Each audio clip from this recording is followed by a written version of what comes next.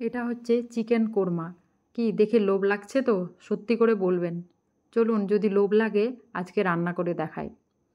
প্রথমেই gas oven জ্বালিয়ে কড়াই বসিয়ে দিয়েছিলাম, তাতে দিয়েছিলাম সর্ষের তেল আর ফোড়নে দিয়েছিলাম লং, এলাচ আর দারচিনি। সেখান থেকে একটা সুন্দর গন্ধ ছাড়লে পাতলা করে কেটে রাখা পেঁয়াজ দিয়ে দিয়েছিলাম। পেঁয়াজটা এরকম লাল করে ভাজা হয়ে গেলে ফোড়ন শুদ্ধ একসঙ্গে তুলে নিয়েছিলাম। তারপর কড়াইয়ের একই তেলের মধ্যে 3 চামচ ঘি দিয়ে দিয়েছিলাম।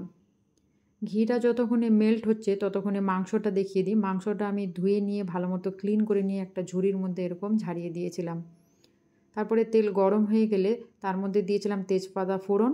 তারপরে সব মাংসের পিসগুলো এক এক করে দিয়ে দিয়েছিলাম। এগুলোকে একটু লাল করে ভেজে নিতে হবে। আর অ্যাড করেছিলাম লবণ।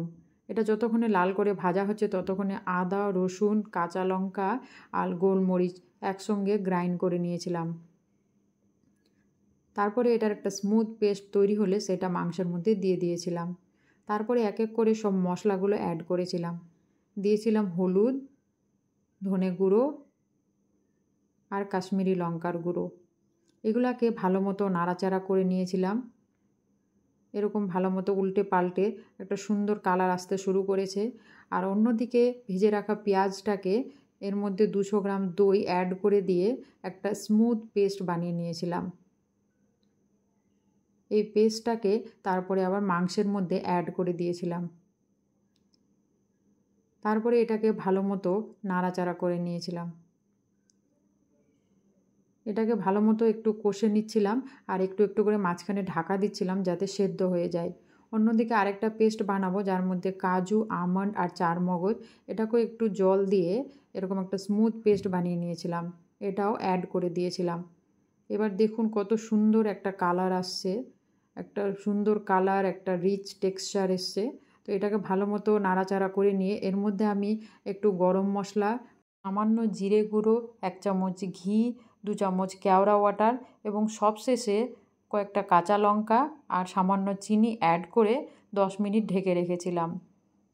তারপরে 10 মিনিট পরে এটা সেদ্ধ হয়ে গেলে গ্যাস ওভেন বন্ধ করে দিয়ে গরম গরম সার্ভ করেছিলাম।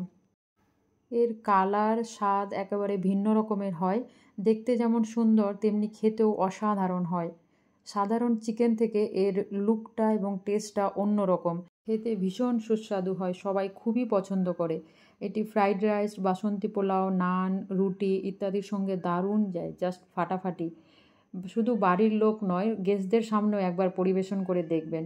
আঙুল চেটে তো খাবেই, সঙ্গে কিভাবে রান্না করেছেন সেটাও জানতে চাইবে।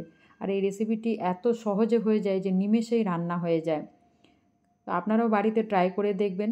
ভিডিওটি ভালো লাগলে একটা লাইক ও শেয়ার করে দিয়ে আমার চ্যানেলটিকে সাবস্ক্রাইব করে দিবেন এবং কমেন্টসে আমাকে জানাতে ভুলবেন না যে কেমন হলো।